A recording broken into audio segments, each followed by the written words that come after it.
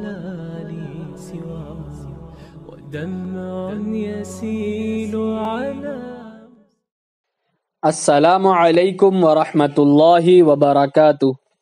Radio HRDF میں خوش آمدید۔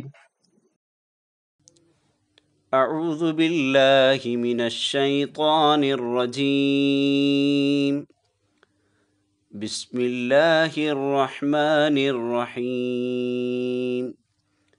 یا بنی آدم قد انزلنا علیکم لباسا یواری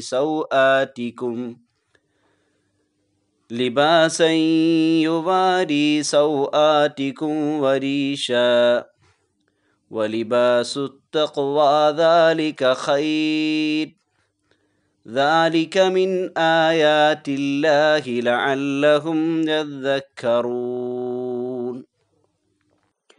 اے اولاد آدم، یقیناً ہم نے تم پر لباس اتارا ہے جو تمہاری شرمگاہوں کو چھپاتا ہے اور زینت ہے، اور تقوی کا لباس ہی بہترین ہے۔ یہ اللہ تعالیٰ کی نشانیوں میں سے ہے کہ لوگ سبق حاصل کریں۔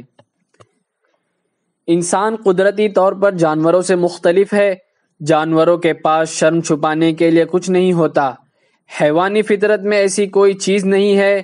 ان کے جنسی اعضاء کو محض جنسی اعضاء کے طور پر ترتیب دیا گیا ہے، نہ کہ چھپانے کے لیے۔ جانوروں کے لیے کھال اور پنکھوں سے ڈھانپنا جسم کی سجاوٹ کے ساتھ ساتھ سردی سے تحفظ کا ذریعہ بھی فراہم کیا گیا ہے۔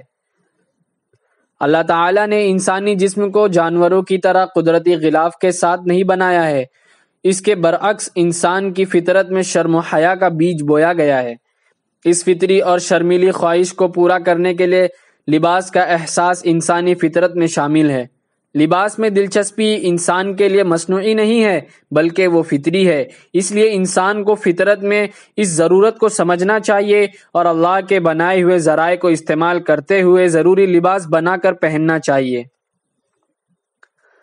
کچھ چیزیں ایسی ہیں جو شیطان زمانوں سے انسانوں سے کہتا چلا آ رہا ہے، اے انسان، جس طرح جانوروں کے اعضاء ننگے نہیں ہیں، اسی طرح آپ کے یہ اعضاء واقعی ننگے نہیں ہیں، صرف جنسی اعضاء ہے۔